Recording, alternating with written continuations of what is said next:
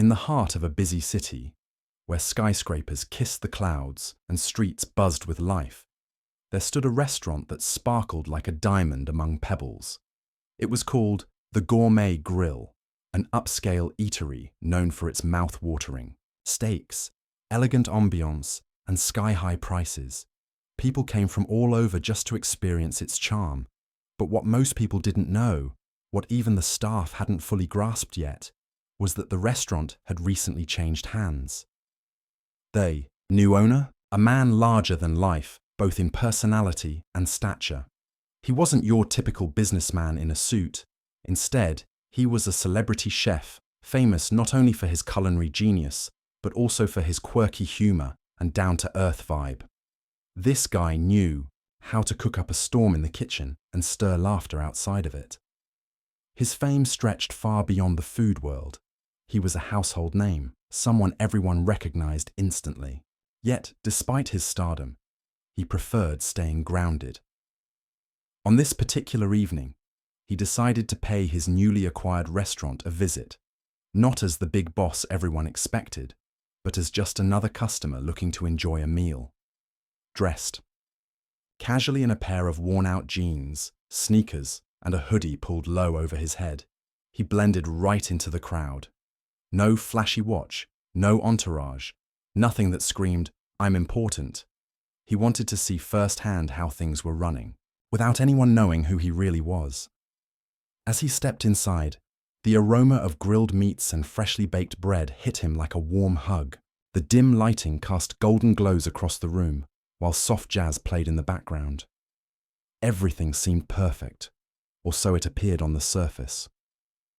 Little did anyone know, this unassuming figure walking through the door held the keys to their entire operation, and little did they realize, his quiet arrival would set off a chain of events no one saw coming. He took a seat near the corner, intentionally choosing a spot away from the center of attention. Within minutes, a young waiter approached him, clipboard in hand, ready to take his order. What happened next would leave ripples across the restaurant and change at least one person's life forever. The waiter approached the table with a polite smile that didn't quite reach his eyes.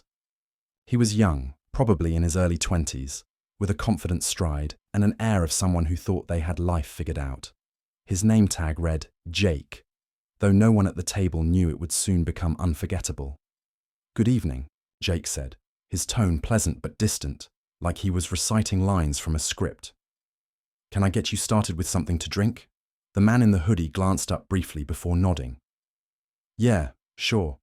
Can I get a glass of water for now? And maybe you could tell me more about your specials tonight." Jake's expression shifted ever so slightly. It wasn't annoyance, not yet, but there was a flicker of impatience, as if this simple request was already too much effort. Still, he plastered on another smile and began listing off the day's featured dishes. But halfway through, the customer interrupted him. "Hold on," the man said, leaning forward slightly. "You mentioned the steak comes with garlic butter, right? Does that mean it's pre-cooked or added fresh after grilling?" Jake blinked, caught off guard by the question. Most customers just nodded along or picked whatever sounded good. They didn't ask detailed questions about how things were prepared. For a moment, he hesitated, unsure of the answer. Then, recovering quickly, he brushed it off with a shrug. "It's fine. Trust me. It tastes amazing." But the man wasn't satisfied. "I'm sure it does, but I'm curious about the process. Is it made in-house, or is it store-bought?" Jake's patience was starting to wear thin. He forced another smile, though it felt tighter this time. "Honestly, sir, I don't think you'll notice the difference. Our chefs are professionals. They know what they're doing." The man chuckled softly, clearly amused by Jake's defensive tone. "Fair enough. Let's move on to the appetizers then." As the conversation continued, Jake's irritation grew. Every question felt like a challenge. Every comment seemed like criticism. When the man asked for substitutions, no onions on the salad, extra sauce on the side. Jake rolled his eyes so dramatically that even nearby tables noticed. One older couple exchanged glances, raising their eyebrows at the waiter's behavior. Finally, When the man sent back his first dish because it wasn't seasoned properly, Jake lost it. Leaning closer than necessary, he muttered under his breath, loud enough for the customer to hear, "Wow, such high standards. Maybe you should open your own restaurant instead of complaining about ours." The room fell silent for a split second. The man simply stared at Jake, his expression unreadable. For a moment, it felt like time stood still. Then, without missing a beat, he leaned back in his chair and smiled. A slow, knowing grin that sent chills down Jake's spine. Little did Jake know, this seemingly ordinary customer wasn't just testing the food. He was testing him. And Jake had just failed spectacularly. Jake's muttered insult hung in the air like a storm cloud, heavy and impossible to ignore. The customer didn't say anything right away. Instead, he just sat there, his sharp eyes locked onto Jake's face, studying him like a scientist observing an experiment gone wrong. For a moment, Jake regretted opening his mouth, but it was too late to take it back. His cheeks flushed red as he realized the older couple at the next table was now watching intently, their forks paused mid-air. "Interesting," the man said, finally, breaking the silence with a tone that was calm, but not comforting. "You seem pretty confident about my ability to run a restaurant." Jake froze. He hadn't expected a response, let alone one delivered with such quiet authority. His mind raced, trying to figure out if this guy was joking or actually offended. Either way, Jake knew he'd crossed a line. Still, pride got the better of him, and he doubled down. "Well, yeah," Jake replied, his voice wavering slightly despite his attempt to sound bold. "If you're gonna nitpick every little thing, maybe you should try doing it yourself. I mean, who even are you? Some food critic?" The man chuckled again, but this time there was an edge to it, a low rumble that made Jake's stomach twist. Uncomfortably. "Not exactly," the man said, leaning forward just enough to make Jake feel uneasy. "But I'll tell you what, I am someone who knows a thing or two about running places like this." Before Jake could respond, the man raised his hand and signaled for the manager. That simple gesture sent a jolt of panic through Jake's chest. He'd been working at the gourmet grill for less than 6 months, and while he wasn't the best waiter, he didn't want to lose his job over some random customer. A few moments later, the manager appeared, middle-aged, polished, and clearly flustered by the interruption. She greeted the man warmly, her tone dripping with respect. "Good evening, sir. Is everything okay here?" The man gave her a small nod, then glanced pointedly at Jake, before turning back to the manager. "Oh, don't worry, we're fine, for now. But I do need to speak with you about something important." Jake's heart sank. This was it, the moment where the customer would demand he be fired. He braced himself, ready to beg for another chance, but instead, the man surprised him. "You see," the man continued, speaking loud enough for Jake to hear every word, "I noticed a few things tonight that caught my attention. First, your staff seems a bit impatient when it comes to answering questions. Second, some dishes aren't quite up to standard. And third," he paused dramatically, his gaze landing squarely on Jake. "Third, certain employees might benefit from learning a little humility." The manager blinked, unsure how to respond. Before she could say anything, the man stood up slowly, towering over both of them. Then, with a smirk that could only belong to someone used to being in charge, he dropped the bombshell. "By the way, I'm the new owner of this place. Thought you all might want to know." Jake's jaw dropped. The manager gasped audibly. Even the nosy couple at the neighboring table leaned closer, eager to catch every detail. In that instant, the entire atmosphere of the restaurant shifted.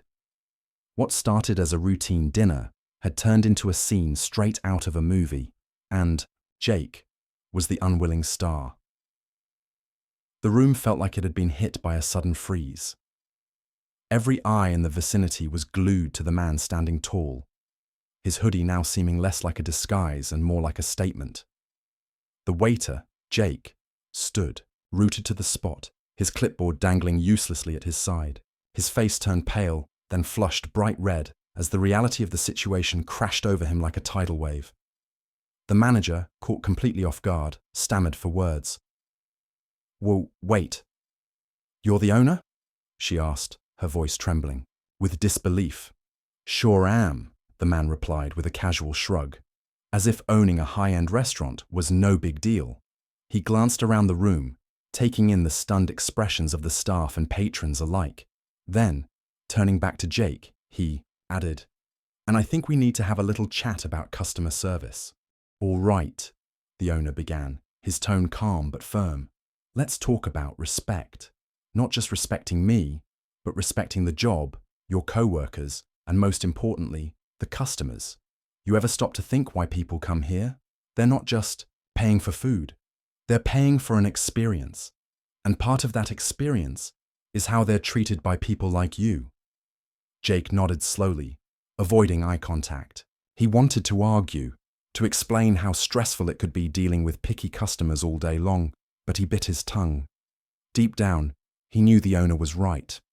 "Here's the plan," the owner continued, standing up and grabbing a pen. He scribbled something on a piece of paper and slid it across the desk. "You'll start each shift helping in the kitchen, prep work, cleaning, anything the chefs need. Then, you'll shadow one of our top servers during peak hours. Watch how they handle difficult situations without losing their cool. After that, we'll revisit whether you're ready to go back out on the floor." Jake stared at the paper, feeling a mix of dread and determination. This wasn't going to be easy. In fact, it sounded downright miserable. But he also realized it was a lifeline. If he played his cards right, maybe he could salvage not only his reputation, but also his pride. Over the next few weeks, Jake threw himself into the tasks assigned to him. He chopped vegetables until his hands cramped, scrubbed floors until his knees ached, and shadowed senior waitstaff with a notebook in hand, jotting down tips and tricks. At first, the other employees gave him sideways glances, some smirking behind his back. But as days turned into weeks, they noticed a change. Jake wasn't rolling his eyes anymore. He wasn't snapping at customers or brushing off questions. Instead, he was listening, learning, and working harder than anyone else. One evening, after a particularly busy dinner rush, the head chef pulled Jake aside. "Hey, kid," he said gruffly, though there was a hint of approval in his voice. "Not bad today, keep it up." It was the smallest compliment, but it meant the world to Jake. For the first time in ages, he felt like he was earning something, not just a paycheck, but respect. And while he still had a long way to go, he couldn't help but feel a spark of hope. Maybe, just maybe, this nightmare could turn into a new beginning. Months passed, and Jake wasn't the same person he used to be. The transformation didn't happen overnight. It was slow, painful, and often frustrating. But it was real. Every early morning spent chopping vegetables, every late night cleaning up after chaotic dinner rushes, every lesson learned from shadowing experienced staff had chipped away at his arrogance. Bit by bit, he started to see the restaurant and himself through a different lens. At first, Jake thought the owner was punishing him by assigning all those menial tasks. But as time went on, he began to realize something important. No job was beneath him. Whether it was scrubbing grease off the stove or refilling water glasses for customers, each task played a role in keeping the restaurant running smoothly. And when he saw how hard everyone else worked behind the scenes, he stopped feeling entitled and started feeling grateful. One evening, during a particularly busy Friday dinner service, the head chef called Jake into the kitchen. "Listen up," the chef said, wiping his hands on a towel.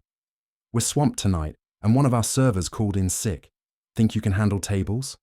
Jake froze. This was the moment he'd been working toward, a chance to prove himself out on the floor again. But it also terrified him. What if he messed up? What if the customers noticed how nervous he was? Still, he nodded firmly.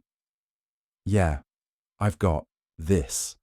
The night was chaos, just like the chef warned. Orders piled up, customers were impatient, and the noise level in the dining area was deafening. But Jake surprised even himself. He moved quickly between tables, remembering names, checking in on guests with genuine warmth, and handling complaints without losing his cool. When someone sent back a dish because it wasn't cooked to their liking, Jake apologized sincerely and made sure the issue was resolved promptly. By the end of the shift, his feet ached and sweat soaked through his shirt, but he felt alive in a way he never had before. After closing time, the owner pulled Jake aside. There was a rare softness in his eyes as he said, "Not bad, kid. Not bad at all." Those 5 words meant more to Jake than any paycheck ever could. For so long, he'd carried the weight of that humiliating night on his shoulders, afraid he'd never live it down. But now, standing there under the dim lights of the nearly empty restaurant, he realized he'd turned a corner. Word spread among the staff about Jake's turnaround. Some teased him good-naturedly about his earlier blunders, but most treated him with newfound respect. Even the regular customers noticed the change. One older woman who came in weekly for her favorite steak patted his arm one evening and said, "You've really come a long way, young man. Keep it up." For the first time in his life, Jake understood what it meant to earn someone's trust. It wasn't about grand gestures or flashy performances. It was about showing up, day after day, and putting in the effort. And as he looked around the bustling restaurant, he realized something else. He loved this place. Loved the energy, the teamwork, the satisfaction of making people happy. Maybe this wasn't just a job anymore. Maybe it was a calling. Little did Jake know the biggest test and reward was still waiting for him. Months turned into a year, and Jake had become a completely different person. The once cocky, impatient waiter was now known as one of the hardest working employees at the gourmet grill. His transformation hadn't gone unnoticed, both by his co-workers and by the customers who regularly praised his attentiveness and charm. But Jake didn't let it get to his head. He remembered all too well how quickly things could fall apart when ego took over. One evening, just as the dinner rush began to wind down, the owner gathered the entire staff in the main dining area. It wasn't unusual for him to call meetings like this. He often liked to check in with everyone and share updates about the restaurant. But tonight felt different. There was an air of excitement buzzing around the room. "All right, team," the owner began, standing tall near the center of the room. "First off, I want to thank all of you for your hard work. This place wouldn't be what it is without every single one of you putting in the effort day in and day out." The staff exchanged proud smiles, nodding along. They were used to hearing praise from the owner, but tonight he seemed especially serious and upbeat. "Now," he continued, glancing around the room before locking eyes with Jake, "there's someone here who deserves special recognition. A few months ago, we had, let's just say, a rocky start with this individual." A ripple of laughter spread through the crowd. Everyone knew exactly who he was talking about. Jake shifted uncomfortably where he stood, unsure if he should laugh or brace himself for another round of teasing. "But," the owner went on, raising his voice slightly to quiet the chuckles, "what makes this person stand out isn't the mistake they made, it's how they handled it afterward. Jake came back stronger, humbler, and more determined than ever to prove himself. And that takes guts." Jake's heart raced. He hadn't expected this, not in front of everyone. "Show my appreciation," the owner said, pulling an envelope from his pocket. "I'm promoting Jake to assistant manager. Starting next week, he'll be helping oversee operations on the floor and mentoring new hires." The room erupted into applause. Co-workers slapped Jake on the back, congratulating him with wide grins. For a moment, Jake couldn't speak. His throat tightened, and he blinked rapidly to keep his emotions in check. When the noise finally settled, the owner motioned for silence again. "I'm not giving this promotion because I feel sorry for him," the owner added, his tone firm but kind. "I'm doing it because he earned it. Because he showed us all that mistakes don't define us. It's how we grow from them that matters." As the meeting ended and people dispersed, Jake lingered behind, still holding the envelope in trembling hands. The owner approached him, placing a reassuring hand on his shoulder. "You've come a long way," he said quietly.